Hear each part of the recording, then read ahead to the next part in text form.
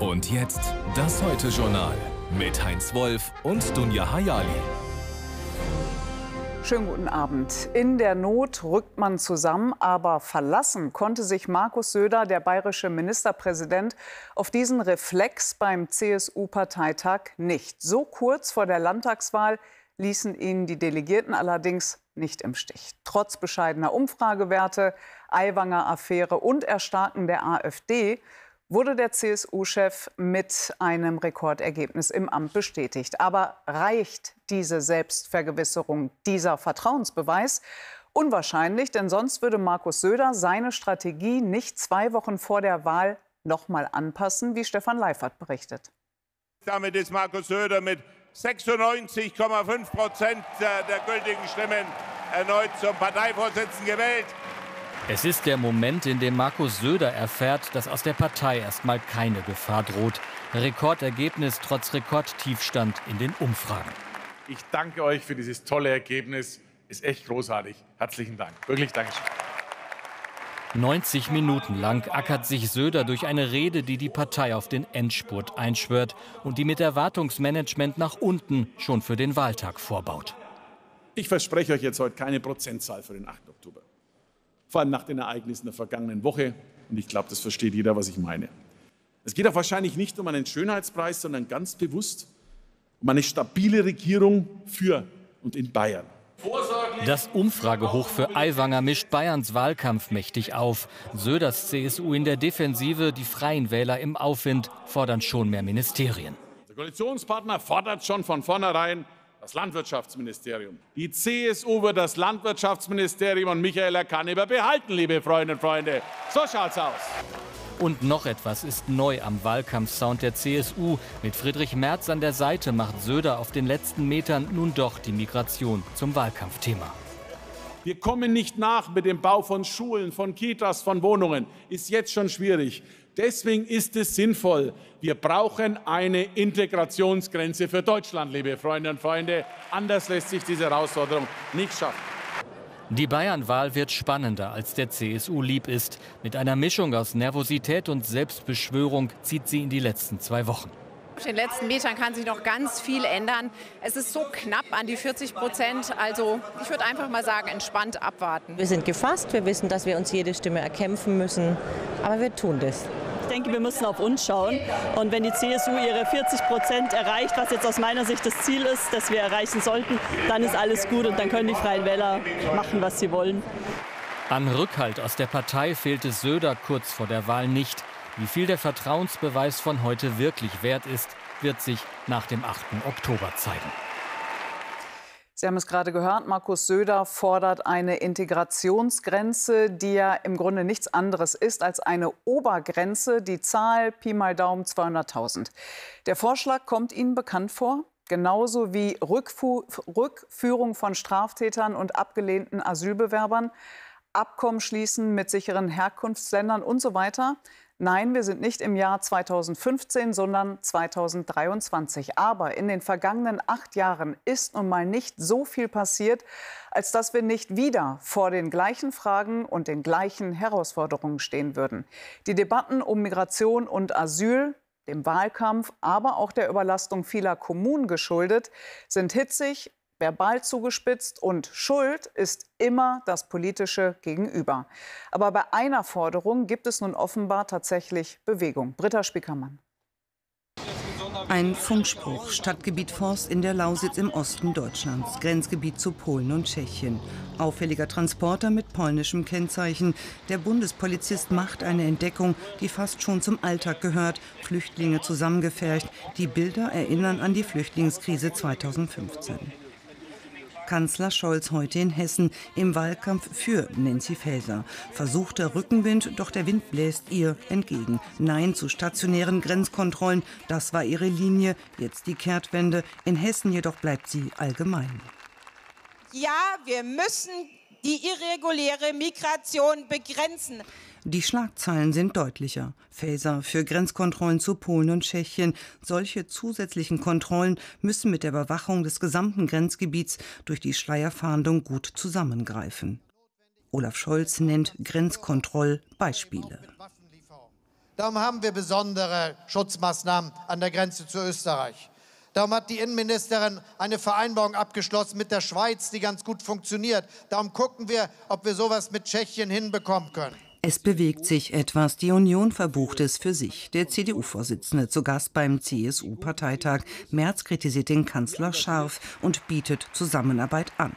Lassen Sie uns das zusammen machen. Und wenn Sie es mit den Grünen nicht hinbekommen, dann werfen Sie sie raus, dann machen wir es mit Ihnen. Aber wir müssen dieses Problem lösen, liebe Freundinnen und Freunde. Ich kann nur für uns als Grüne plädieren, ein Maßnahmenpaket zu machen, zu bündeln. Stationäre Grenzkontrollen können ein Punkt sein. Wichtig ist, dass wir einen europäischen Verteilmechanismus haben. Vizekanzler Habeck sagt, seine Partei sei zu pragmatischen Lösungen bereit. Man müsse die Realität annehmen.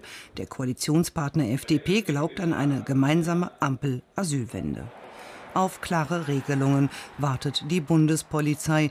In der Lausitz führt sie schon vermehrt Kontrollen durch. Noch bewegen sich die Beamten häufig in einer rechtlichen Grauzone.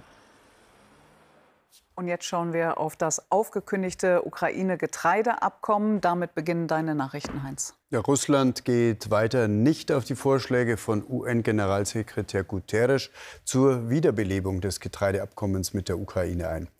Der russische Außenminister Lawrow nannte die Vorschläge bei der UN in New York erneut nicht realistisch.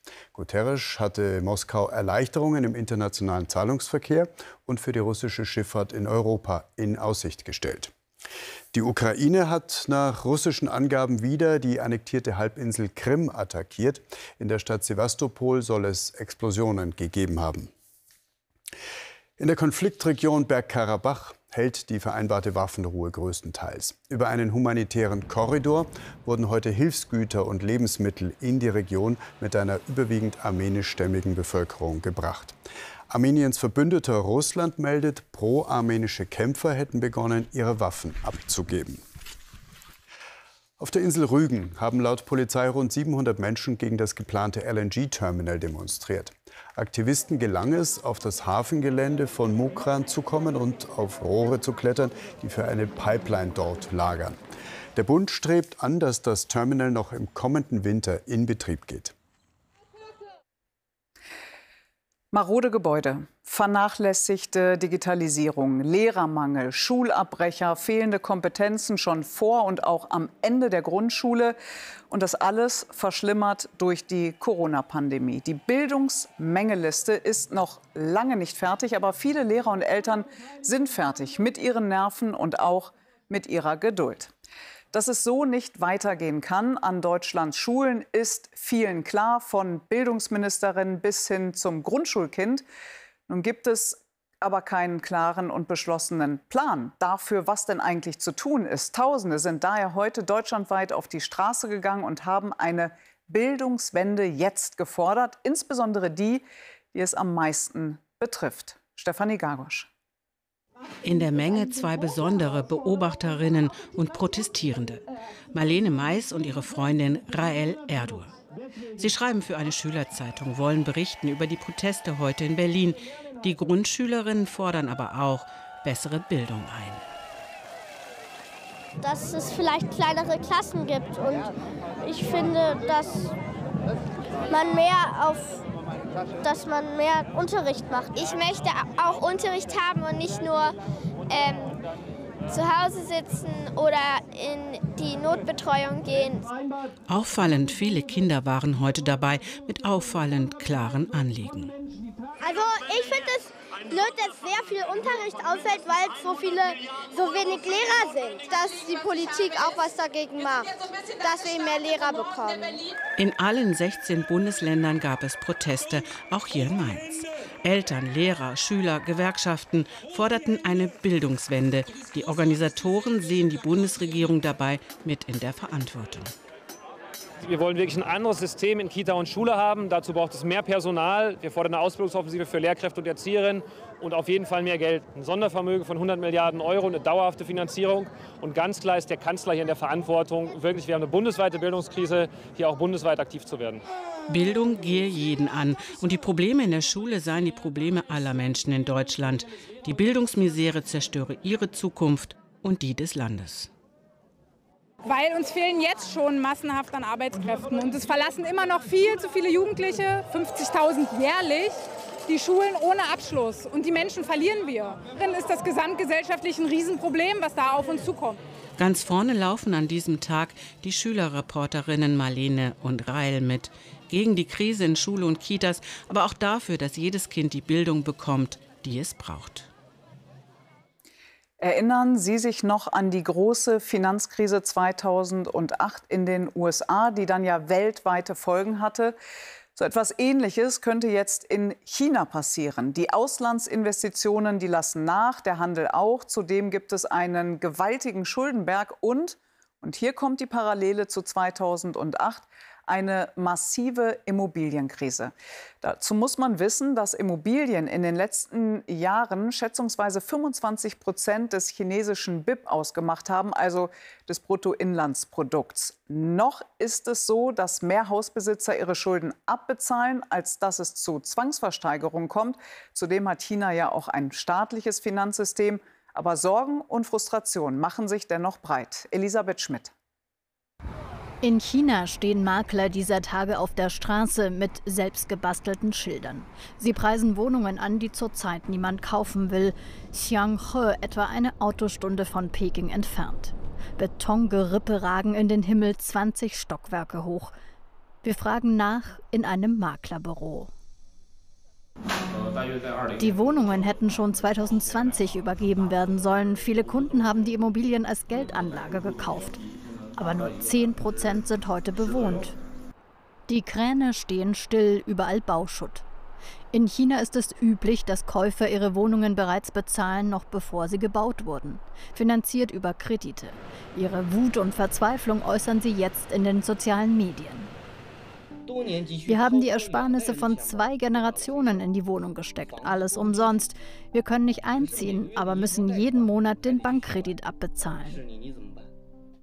Etwa 100 Millionen unfertige Wohnungen stehen derzeit in der Volksrepublik. Jahrelang wurden immer mehr Immobilien gekauft. Die Preise schossen in die Höhe, verdoppelten sich zum Teil. Doch mit der Wirtschaftskrise platzte die Spekulationsblase. Die Käufe sind auf weniger als die Hälfte des in den vergangenen Jahren üblichen zurückgegangen. Die Bautätigkeit ist stark ins Stocken geraten. Der Immobiliensektor ist für ein Viertel der chinesischen Wirtschaftsleistung verantwortlich. Wie sensibel das Thema ist, erfahren wir, als wir mit dem Makler zur Wohnungsbesichtigung aufbrechen. Plötzlich Polizeikontrolle, Pässe vorzeigen, minutenlange Befragung. Schließlich dürfen wir fertige Neubauten besichtigen. Die Eigentümer wollen sie eilig verkaufen, bevor die Preise weiter sinken. Immobilien als Geldanlage werden unattraktiver. Früher wurden 40% der Wohnungen als Geldanlage gekauft, heute nur noch 20%. Die meisten sind jetzt für den Eigenbedarf. Das Vertrauen in die Baubranche schwindet. China kämpft mit Wirtschaftskrise und hoher Jugendarbeitslosigkeit und wird so auch zum Risiko für die Weltwirtschaft. Auch unsere Industrie wird es merken, dass in China nicht mehr so viel eingekauft wird. Eine Rezession drohe China derzeit noch nicht, doch die Gesamtauswirkungen der Immobilienkrise sind noch nicht absehbar für den sozialen Frieden in China und die Weltwirtschaft. Und jetzt die Lottozahlen dieses Samstags. Die lauten, wie immer, ohne Gewähr: 11, 12, 17, 32, 33, 39. Superzahl 3. Weitere Gewinnzahlen finden Sie auf lotto.zdf.de und im ZDF-Text auf Seite 556. Die Wetteraussichten für morgen. Nach örtlichem Frühnebel teils heiter, teils wolkig. Höchstwerte 16 bis 22 Grad. Die weiteren Aussichten: auch in der neuen Woche viel Sonne, nur wenige harmlose Wolken und überall trocken. Wieder wärmer mit Temperaturen bis 28 Grad. Na, das ist doch herrliches Wetter, um rauszugehen. Aber jetzt erstmal noch auf der Couch bleiben und das Sportstudio schauen mit Jochen Breyer und dem Sportgeschäftsführer der TSG Hoffenheim. Und danach, so gegen 0:25 Uhr, gibt es die nächste Heute Express. Und uns morgen hier wieder um 9:15. Bis dahin, machen Sie es gut, wo auch immer Sie sind. Wiedersehen.